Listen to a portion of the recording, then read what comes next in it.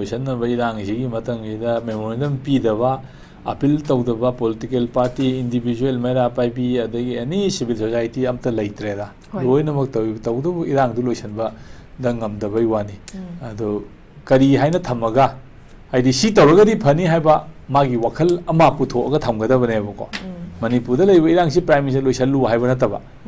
khoigi lambi ma piraga loisangadabne ba lambi du da prime minister pung sing helpa ngambra ngamdabra haibado madu ne ba khoigi political party amagi role se mana puthokpa policy nataga program nataga lambi du deida paliba lengak adugi lusing bagi pukning do singhan ba ngambra ngamdabra mangonda maduna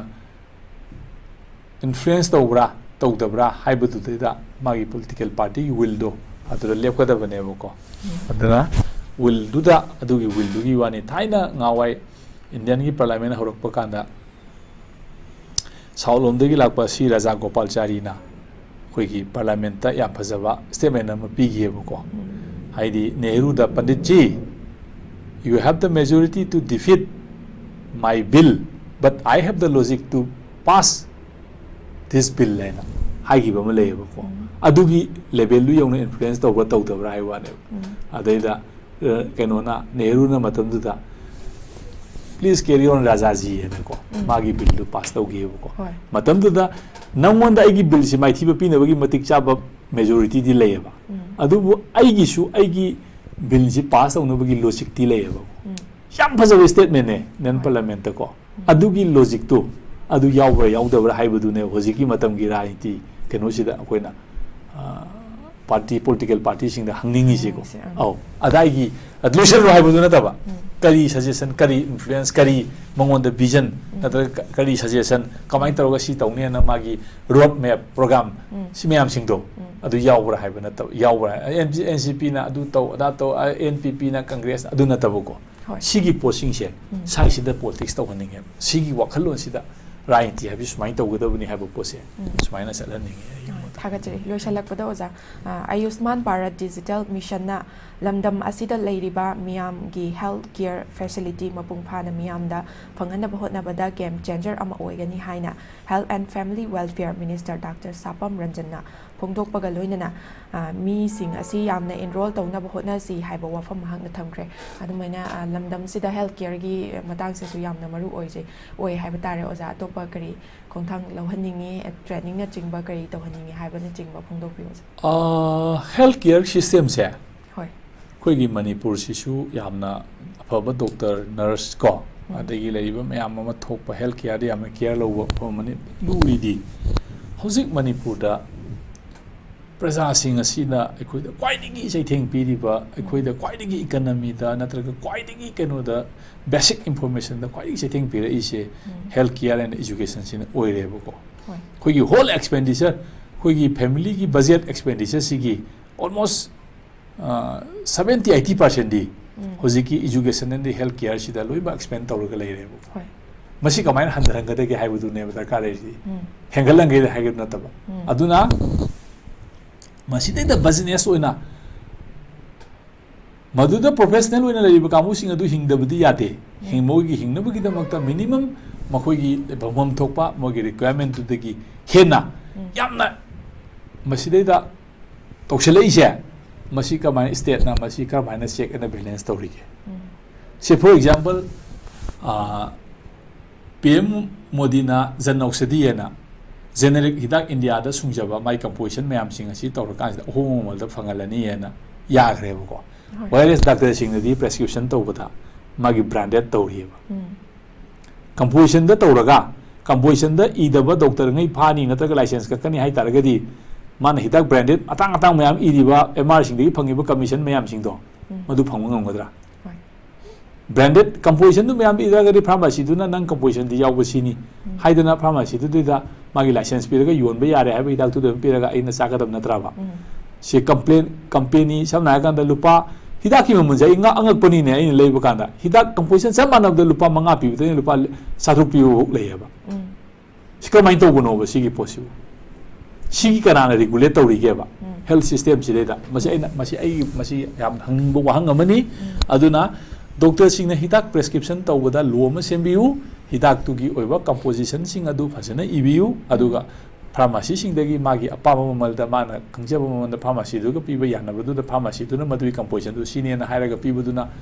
ओहेनबियु सिमा थमननेंगी को अनि सुबदा diagnostic असे diagnostic तौबदा संगिबा पैसा सिंग असे मसी state ना monitor तौब्रा state ना control तौब्रा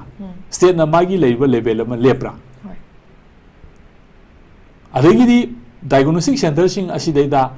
diagnose तौनबगी थारेइबा doctor अदुगी percentage पीब्रा अदुदा सलु अन Moina हाइरिसे state ना मसी कमन नोइबा area अमदा से kidney function test की लिवर फंक्शन टेस्ट की नत्रगा ना HIV की हेपाटाइटिस की लेदना को अदि कंप्लीट होमोग्राम की लेरिबा मयाम सिंग असे सिगी मयाम सिंग असिगी ओइबा मागी हेल्थ केयर सेक्टर लेबा काबु सिंग अदन मोइ खंगमनि दना को हिदाक ममना सुक्संगे दुक्संगे दु स्टेट की डिपार्टमेंट लेरिदना मोइना रेट अमा लेखोदब नत्राबा अदु सी फॉलो तौगदबनी नत्रगा दि सी तौबा यारोय हाइबना सिंगबा इंस्ट्रक्शन तौबा लेखरब्रा अदगी प्राइवेट प्रैक्टिस तौ होगी नन प्रैक्टिसिंग अलाउंस फंगिबा आई नन प्रैक्टिसिंग अलाउंस है कहीं है कांदा माना अखोगी प्रैक्टिस तौद्रगसु हॉस्पिटल प्रैक्टिस तौद्रगसु मधुगी अलाउंस पीदीब मोइदा अदु करिगिनो है कांदा मंगोंदा अनाबा येंब लापसिंग अदु येंब मतमदा मागी पैसादु स्टेट न पीदीबनेबु नन प्रैक्टिसिंग अलाउंस लवी अदु अनाबदिसु अनाबा येंबदिसु पैसा अमुसु लवेबुको सिगी कइनोसी याब्राबुको सी मैम स्टेट ना अदाइदुदा मॉनिटर तौबगी मियेंग हौसिबौदा सोफार उद्रियबा आइगी वखलोंदको अदुना आई हाइजेरी सिंगसे मेडिकल फेटर्निटी सिंगबु आइना कनो तौबई वानते स्टेट अमा ले हाइतरगदी मखोइदसु मदुगी सबसाबा आथदु लेहेंगदौनेबा हिदाक अमा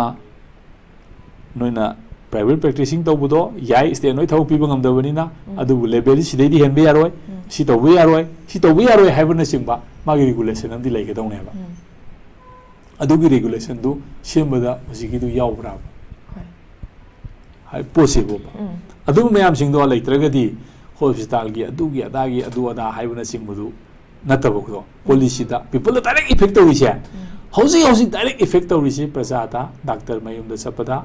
डॉक्टर की फी अमा अदगिदी डॉक्टर ना हाइरकपा टेस्ट तौगदबगी प्रेस्क्रिप्शन अदुगी टेस्ट तौने पैसा अमा अदि हिदाक चाने पैसा अमा सीनेबा कन अखोगी प्रजा सिंगसिदा इफेक्ट तौरिसे हाइबा प्रजा हाइबा ख्वाइदगी ओरिबा बेसिक इशू दु स्टेट ना करी इंटरवेन तौरे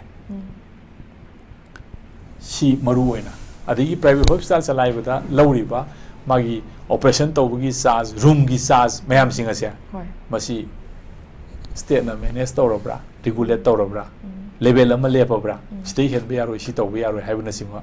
लेपब्रा सुंब पॉलिसी सिंग असे आई यावन जनिंगी स्टेट अमा ले हाइतारगदी को मसीना मरम वरकांदा अखोइदा प्रजा सिंग असिदैदा अनाबसे नारगसु येंग मंगमदबगी भामदा लाएबको हॉस्पिटल दा चलगनी हॉस्पिटल दा चलीगनी क्यू सांगना लेबगनी अदगिदी येंगनी येंगे पोतुगी रिजल्ट टेस्ट मैम सिंग दो हाइरकपदा डायग्नोसिस दा डाक हॉस्पिटल अमदा सेलनी डॉक्टर अमा येंगनु होनबदा आइना लुपा 10 पीबा टिकेट पी नत्र कुन पीबा कनी डॉक्टर दु येंगुरनी अदुगा टेस्टिंग अमदी हिदाक तुदि अंगोदा कयम त खेनबा नत्रेबा प्राइवेट लांग तौदुरिनेबा हॉस्पिटल मैम कोई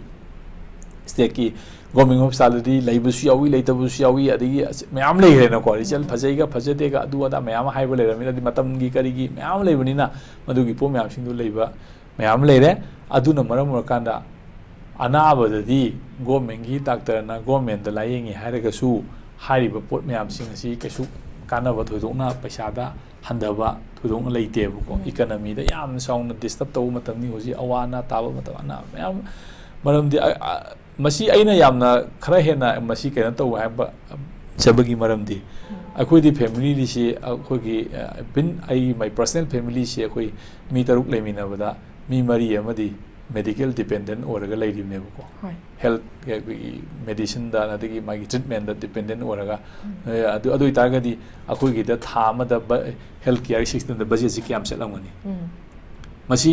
लोइनमक फैमिली अयामबदा मसीगी प्रॉब्लम से लेरमगनेबको अदुन लेबनिना अनाबसी येंकनी हाइबा कांदा अमा तौबा कांदा अवाबा मया अमा थोकबा अदुना